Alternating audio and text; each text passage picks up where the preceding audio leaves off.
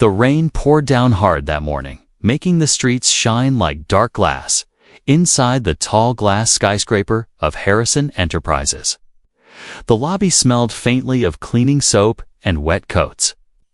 Samuel, the janitor, moved quietly across the marble floor with his mop. His back slightly bent, his old work boots squeaking every few steps. No one noticed him, just like every other day. People walked past in their expensive suits, talking on phones, sipping coffee, never giving the janitor more than a passing glance. Samuel had been working in this building for 5 years, always arriving before sunrise, always leaving after everyone else. He rarely spoke unless spoken to, and he never argued. He knew most people didn't really see him, but that was fine. He had bills to pay and a sick younger sister at home. He wasn't here to make friends. He was here to survive the morning. Rush had just begun when it happened. Samuel heard a faint sound above the chatter of voices. A high-pitched scream that cut through the noise like glass breaking. His head snapped up, his eyes following the sound to the upper floors. On the 15th floor balcony, a young woman clung desperately to the railing, her legs dangling over the edge. The polished steel bar was slick from the rain drifting in through the open balcony door. She was slipping, her heels scraping uselessly against the wall. For a second, Samuel thought his eyes were playing tricks on him. Then he realized this was Lily Harrison, the CEO's only daughter. She was the girl who sometimes swept into the lobby in expensive dresses, her hair shining, her phone always glued to her ear. She was the girl everyone in the building admired or envied. And now, she was about to fall to her death. People in the lobby froze, their eyes wide, their mouths open. One man pulled out his phone to record. Another shouted for security, but no one moved to help. Samuel dropped his mop without thinking, the wet handle clattering to the floor. His boots pounded against the marble as he ran for the emergency stairwell. The stairs spiraled upward, each step pounding under his weight. His breath came hard and fast, his legs burning, but he didn't slow down.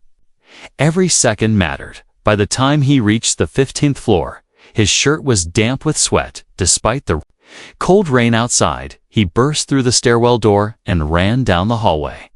The sound of the girl's frightened sobs grew louder when he reached the balcony. His heart nearly stopped. Her fingers were slipping from the railing. Her face was pale, her hair sticking to her cheeks, her eyes wide with panic. Without hesitation, Samuel lunged forward. Gripping her wrist tightly, the force nearly pulled him forward, but he planted his feet and held on. "Hold on," he shouted, his deep voice steady. Her fingers trembled, her nails digging into his skin. "I can't," she cried, her voice breaking. "Yes, you can," Samuel said, pulling with all the strength in his arms and shoulders with one powerful tug. He lifted her over the railing, both of them stumbling backward onto the wet floor. Lily collapsed into a heap, trembling, her breath ragged. For a moment, neither of them spoke. Rain blew in from the balcony door, chilling the air. Samuel stood, helping her to her feet. "You're safe now," he said quietly. She looked at him with wide, tear-filled eyes, as if seeing him for the first time. But before she could speak, people came rushing in, security guards, assistants, office staff. They crowded around her, asking if she was hurt, pulling her away from Samuel. In the chaos, no one even thanked him. The security guards led Lily inside, wrapping her in a coat. Samuel stood alone on the balcony for a moment, looking at the rain falling into the streets below. Then he turned, walked back to the stairwell, and went down to the lobby. His mop was still lying on the floor where he had dropped it. Without a word, he picked it up and went back to work. To anyone watching, it was as if nothing had happened. But in Lily's mind, that moment was burned forever. She had felt his hands gripping hers with unshakable strength. She had seen the determination in his eyes, and she knew deep down that if Samuel had been even a second late, she would be gone, as the rain kept falling outside. The building returned to its normal rhythm. Phones rang, elevators chimed, footsteps echoed on. Marble, but somewhere in the quiet spaces of her thoughts. Lily couldn't stop replaying the moment the janitor had saved her life the next morning. The skyscraper buzzed with quiet excitement.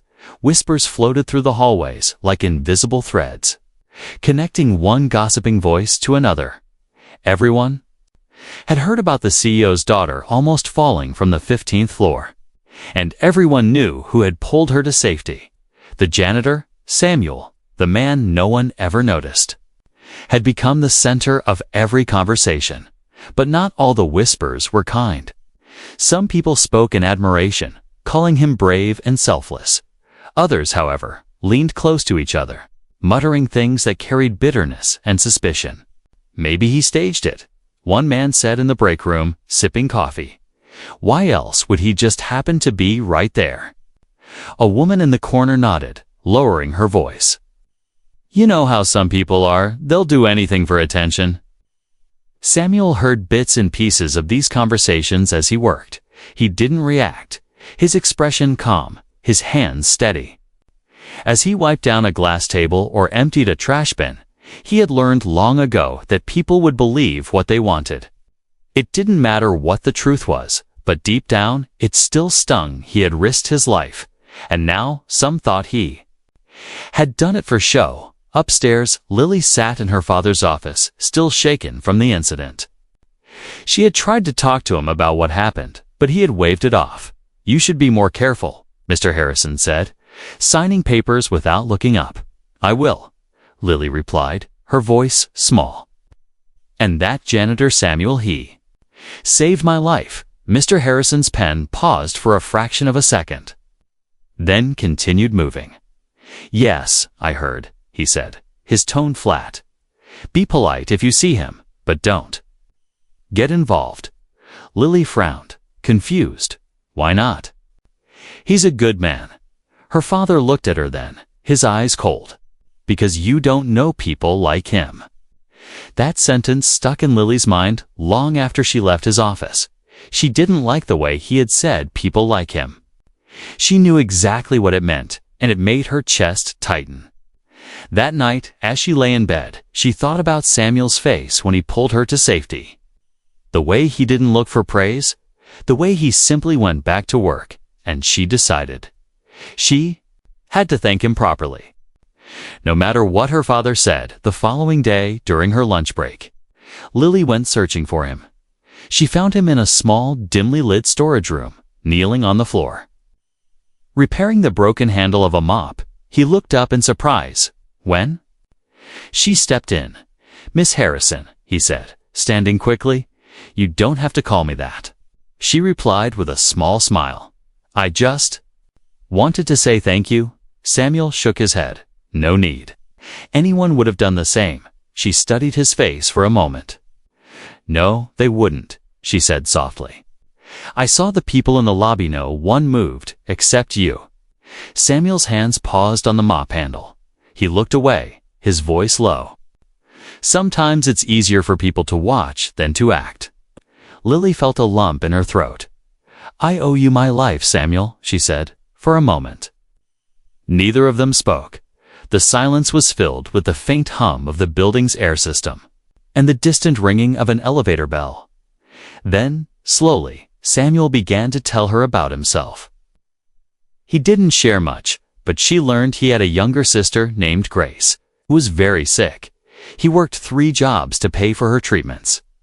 He had once dreamed of becoming an engineer, but life had pushed him down a different path. Still, he never complained. Lily listened quietly, feeling something shift inside her. Here was a man her father dismissed as invisible, yet he had more strength than most people she knew. When Lily returned to her office, she noticed something. Several employees glanced at her and whispered, their eyes following her like shadows. She realized they must have seen her with Samuel. By the end of the day, rumors began spreading again, this time about her. Some claimed she was too friendly with the janitor, others hinted at things far worse. She felt her cheeks burn with anger, but she didn't let it stop her. Samuel, on the other hand, seemed used to it. He kept his head down, his hands busy, his expression unreadable. But deep inside, he knew this was the start of something. Something that could either make his life better or destroy it completely, and in the corner office on the top floor. Mr. Harrison had already heard the whispers.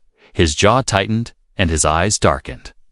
He decided he would deal with Samuel personally, because in his mind, no man from Samuel's world should be anywhere near his daughter.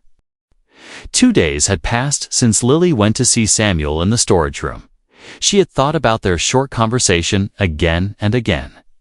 The way he spoke, calm but carrying so much weight, stayed with her like a shadow. Her father's warnings echoed in her mind, but so did the memory of Samuel's hands pulling her to safety. And Lily decided she couldn't just leave it at a simple thank you. She waited until the lunch hour, when most employees were gone or eating in the cafeteria. The building's hallways were quieter, the sound of her heels clicking softly on the polished floor. She found Samuel in the underground parking lot. Wiping down one of the company vans, he looked surprised when she appeared. "But he didn't stop working, Miss Harrison," he said, giving a small nod. "Samuel," she replied, stepping closer. "I told you before, you don't have to." "Call me that." His lips curved into the faintest smile. But he didn't argue. "I wanted to ask you something," she began, her voice lowering. Samuel glanced at her, then looked back at the van. "All right, why do you never speak up for yourself?" she asked. "You saved me, yet people spread lies, and you just let it happen." He was quiet for a moment, the sound of the wet cloth rubbing against the metal filling the silence. Finally, he said, "Because the truth doesn't need my defense. We'll outlive the lies." Lily frowned. "But isn't it hard to stay quiet when people treat you unfairly?" "It's harder to waste your energy on those who don't care about the truth," he replied, his tone calm. She studied him, realizing he had a quiet kind of strength, not the loud, showy kind that demanded attention, but the kind that endured storms without breaking. Still, she wanted to know more about him. "What about your family?" she asked gently. His hands paused on the cloth, and for a second, she thought she had crossed a line. Then he spoke, his voice softer now. "I have a younger sister, Grace. She's 16. Very smart, loves drawing. But she's sick." Lily tilted her head. "Sick?" "Kidney failure," Samuel said, his eyes distant. "She needs dialysis 3 times a week, sometimes more, and it's expensive. That's why you work here." "That's why I work here, and at 2 other jobs," he answered. Lily's chest tightened. She thought about her own life, private schools, vacations, never worrying about bills. And here was Samuel, carrying the weight of another person's life on his shoulders. She stepped closer, her voice soft. "Samuel, if you ever need help," he shook his head before she could finish. "No, Miss Harrison.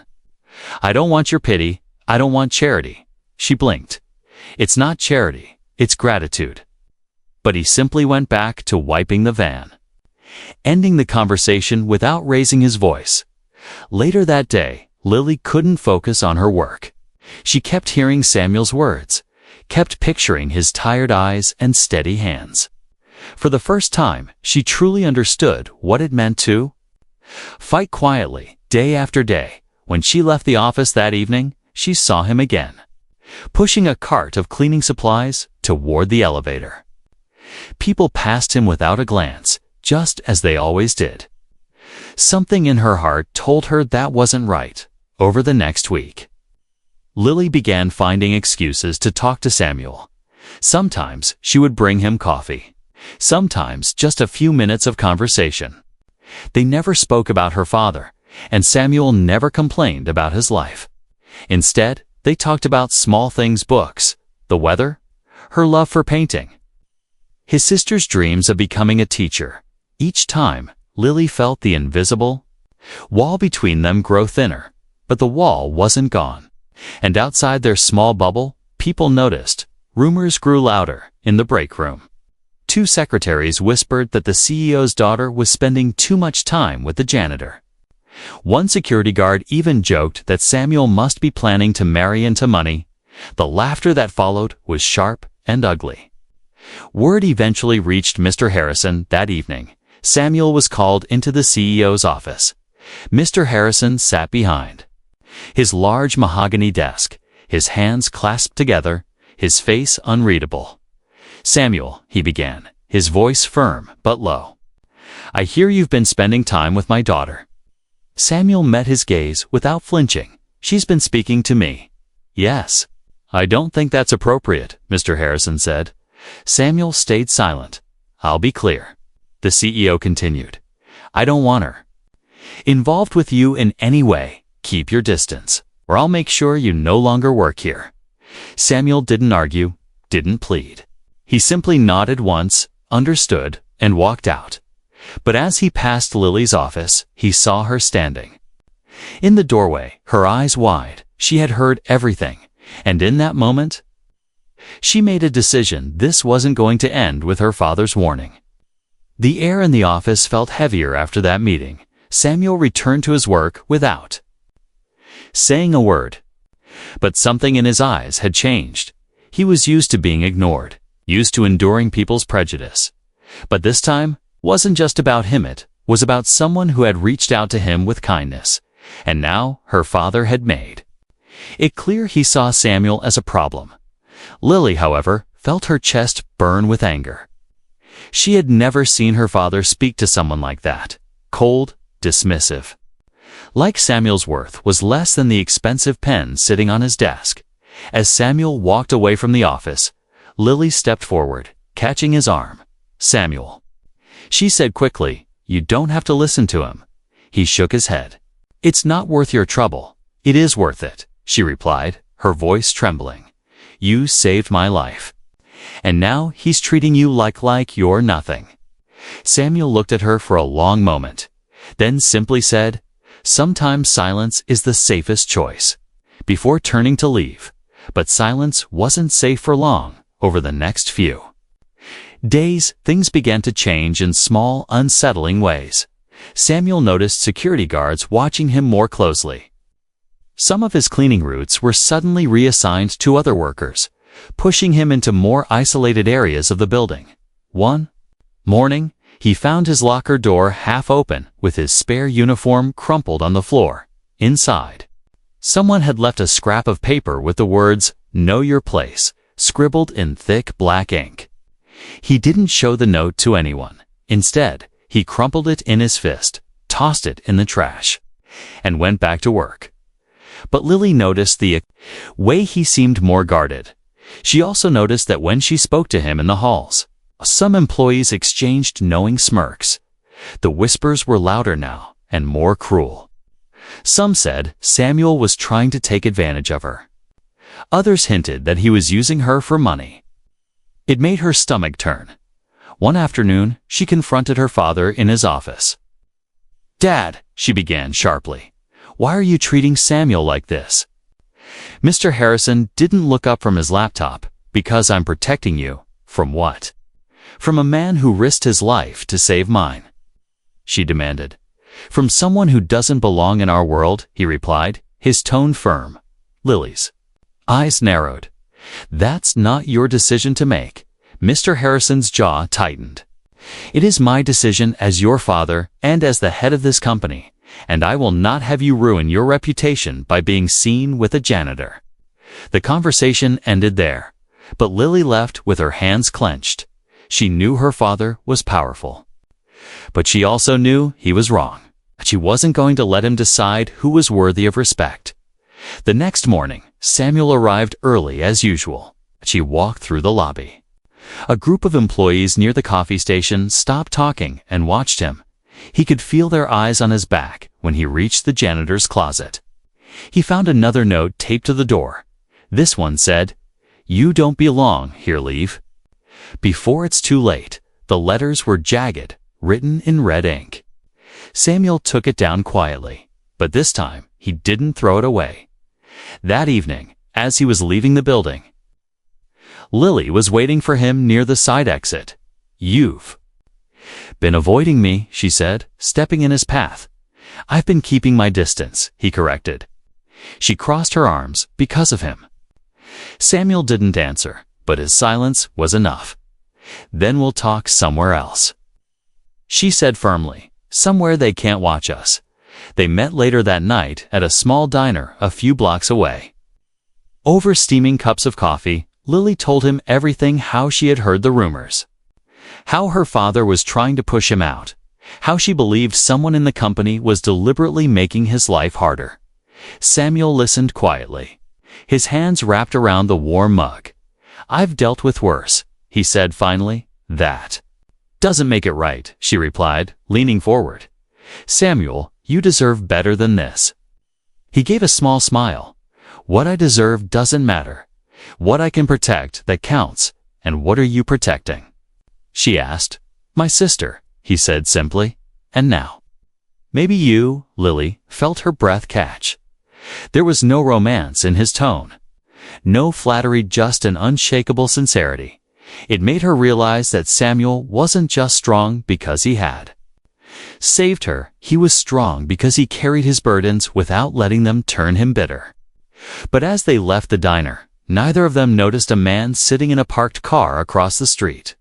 He was one of the building's senior security officers, and he had been sent there to watch. The next morning, the entire building seemed more tense than usual. Whispers moved faster than the elevators.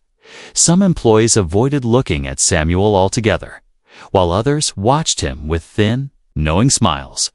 Lily walked through the lobby, her head high, but she could hear the murmurs following her like shadows. The weight of the rumors was pressing on her chest. But she had made a decision. Today, she was not going to stay silent. By noon, the company's board meeting was set to begin. Executives from every department gathered in the glass-walled conference room on the top floor. Her father, Mr. Harrison, sat at the head of the long, polished table, flipping through documents. Lily stood just outside the room, her hands slightly shaking. She wasn't invited, but that didn't matter. She was going to speak, even if it meant going against him in front of everyone. When the meeting began, Lily pushed the door open and stepped inside. Every head turned toward her, some faces confused, others curious. "Lily," her father said sharply, "this is a private meeting." "I know," she replied, her voice steady, "but I need to say something, and I'm saying it here, because all of you need to hear it." She walked to the center of the room, her heels clicking against the floor.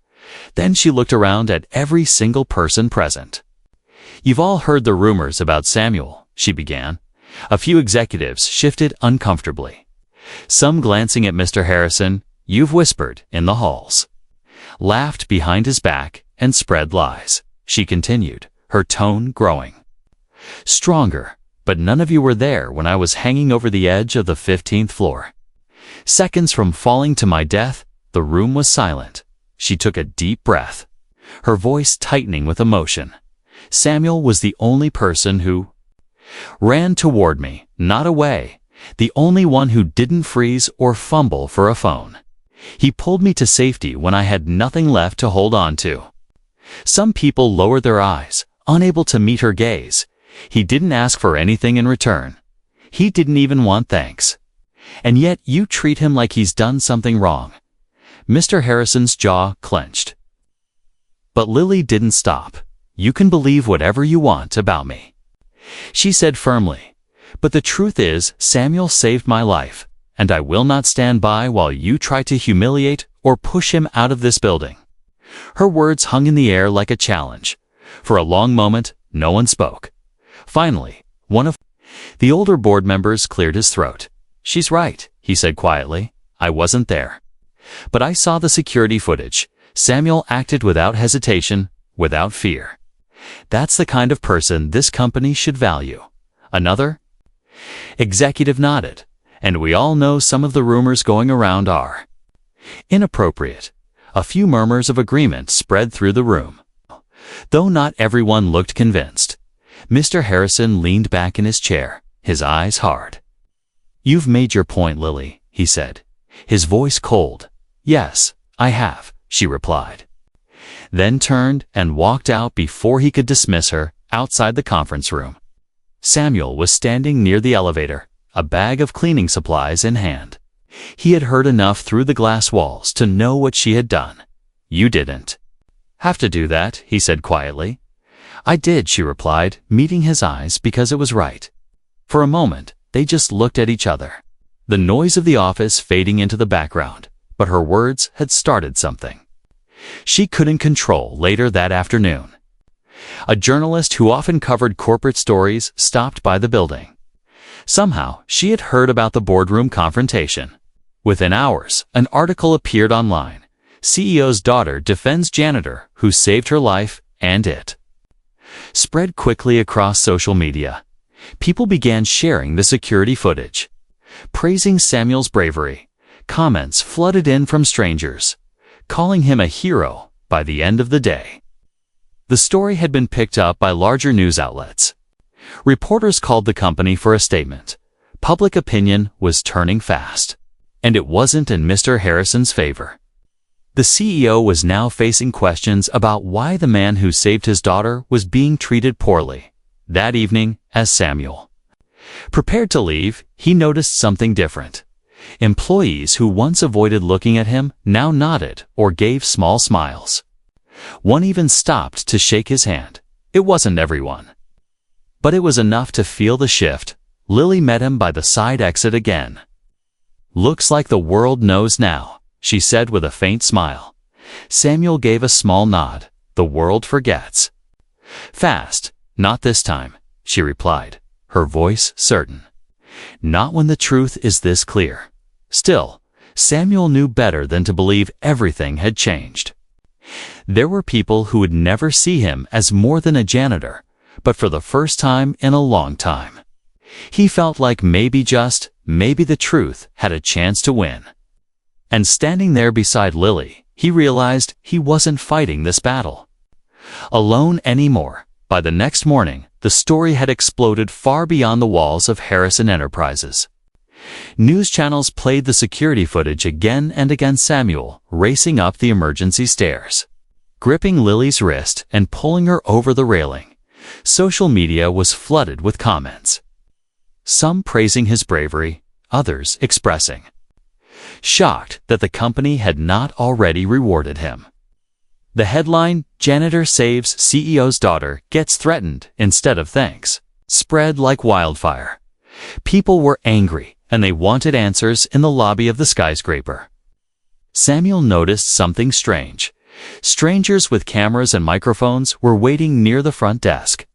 Employees whispered in corners, sneaking glances at him whenever he passed. When he reached the 10th floor to clean an office, 2 reporters followed him, calling out questions. "Samuel, how does it feel to be treated unfairly after saving a life? Do you have a message for Mr. Harrison?" Samuel didn't answer, keeping his head down as he pushed his cleaning cart. He wasn't used to this kind of attention, and he didn't want to be pulled into a public fight. Meanwhile, in the top-floor office, Mr. Harrison's phone wouldn't stop ringing. Reporters wanted interviews. Investors wanted explanations. And the company's public relations team warned him that the story was damaging their image. "This could hurt our stock value if we don't act," one advisor said. Urgently, Mr. Harrison clenched his jaw. "So what do you suggest?" "You need to be seen making this right," the advisor replied, "publicly and soon." By noon, the CEO made his decision. A press conference would be held the next morning.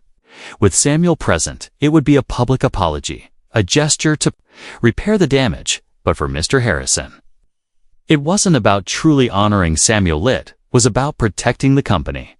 When Lily heard about it, she went straight to Samuel in the maintenance room. "They're going to put you in front of cameras," she said. "Are you ready for that?" Samuel shook his head slowly. "I don't like the attention." "I know," she replied, "but this could be your chance to speak the truth. Your chance to tell them who you really are." Samuel was quiet for a long moment before nodding. All right. The next morning, the lobby was transformed. Rows of chairs, bright lights, and a podium with the company logo stood in front of the marble wall. Reporters filled the seats, cameras pointed toward the stage. Samuel stood off to the side in his cleanest uniform. Feeling out of place among the suits and polished shoes, Lily stood nearby, giving him a small, encouraging smile. When the event began, Mr. Harrison stepped up to the podium. Yesterday, I was reminded that heroism knows no job title, no status, and no boundaries. He began, his voice smooth. He spoke about the incident, about how Samuel had acted without hesitation, risking his own safety. Then he turned to Samuel. For your bravery, we owe you our deepest gratitude. The cameras flashed as Mr. Harrison extended his hand. Samuel shook it, but his face remained calm, unreadable. The CEO then announced that Samuel would be promoted to building supervisor. With a significant raise, gasps and applause rippled through the crowd. He also said the company would cover all medical expenses for Samuel's sister, Grace. This time, Samuel's eyes softened just a little. When it was his turn to speak, he stepped up to the microphone. I didn't save Lily for a reward, he said, his voice steady. I did it because it was the right thing to do, because I believe every life has value. He paused, letting the silence fill the room. But there's something more I want to ask, not for myself, but for every person who works behind the scenes. He glanced at the cameras, the cleaners, the guards, the people you don't know, to treat them with the same respect you'd give anyone else. Because you never know when one of them might be the person saving your life. The room was silent for a moment. Then a wave of applause filled the air. Some people even stood, clapping harder. Lily felt her chest swell with pride in that moment. Samuel wasn't just a janitor. He was a voice for everyone who had ever been overlooked. After the conference, reporters rushed to interview him. He answered politely, but briefly. Never letting the attention go to his head, Lily walked with him out of the building, both of them stepping into the bright afternoon sun. You could have asked for anything, Samuel, she said softly. Money, recognition, a better position. I asked for the only thing that matters. He replied, dignity for everyone. But as they turned the corner, neither of them saw the dark sedan parked across the street. Inside, a man in a suit watched them closely. He wasn't from the press. He wasn't from the company. He had his own reasons for following Samuel, and those reasons had nothing to do with gratitude. The day after the press conference, the building felt different. People who had once passed Samuel without a glance now greeted him with nods, smiles, and even handshakes. Some stopped to thank him in person, telling him they had watched the footage and felt ashamed they hadn't stepped in that day. Samuel accepted their words politely, but he didn't let them change who he was. He still arrived early, still pushed his cart through the halls, still took pride in leaving each floor spotless. Lily noticed the shift too. Even the ones who had whispered the loudest before were now quiet, avoiding her eyes, but she didn't care about their silence. What mattered was that Samuel's dignity had been restored. She watched him from across the lobby that morning, wondering if he understood just how much he had changed things. By afternoon, Samuel received a call from the HR office. Pay handed him a folder with his official promotion papers, along with details about his new salary and the company's promise to cover Grace's medical bills. He thanked them, but his thoughts were already on his sister that evening. He took a bus to the small apartment where Grace lived with a neighbor, who watched over her while he worked. When she opened the door, her thin face lit up in a smile. Sam, she exclaimed, hugging him tightly. I have good news, he said, sitting her down at the kitchen table. They're going to pay for all your treatments now. No more worrying about the bills. Grace's eyes filled with tears. She covered her mouth, trying to speak, but unable to get the words out. Finally, she whispered, I told you, Sam. Good things happen to good people. He smiled, brushing her hair gently. maybe so. The next few weeks were calmer. The media moved on to other stories. The cameras stopped showing up, and the building's gossip slowly faded. But for Samuel, the real change wasn't in the headlines. It was in the way people treated each other. The security guards now greeted him warmly. The cleaners shared their lunch breaks with him, and even the executives made an effort to acknowledge his presence. It was as if the company had been forced to see the people they had ignored for so long. One Friday afternoon, Mr. Harrison called Samuel into his office again. This time, his tone was different. Less sharp. "I misjudged you," he admitted, "and I was wrong, not only about your intentions, but about your character." Samuel didn't reply, letting the man speak. "You've earned the respect of this entire company, including mine," Mr. Harrison said. Extending his hand, Samuel shook it. Not out of obligation, but because it felt right. That evening, as Samuel was leaving, Lily caught up with him in the lobby. She carried a small, wrapped box. "This is for you," she said, pressing it into his hands. Inside was a silver watch. Simple but elegant. On the back, 3 words were engraved always, "My hero." Samuel looked at her, his expression unreadable for a moment. Then he smiled softly. "You didn't have to." He said, "I know," she replied, "but I wanted to." As they stepped outside into the cool evening air, Samuel paused, looking up at the skyscraper's towering glass walls. It had once been just a place where he worked, a place where no one saw him. Now, it was a place where his story had been written into its walls, not because of a title or money or public attention, but because he had stood for something greater than himself. The next Monday, Samuel arrived early. As always, he walked through the lobby with his mop in one hand and the watch on his wrist. People greeted him, smiled at him, but he never stopped being who he was at lunchtime. He sat with the other janitors and listened to their stories.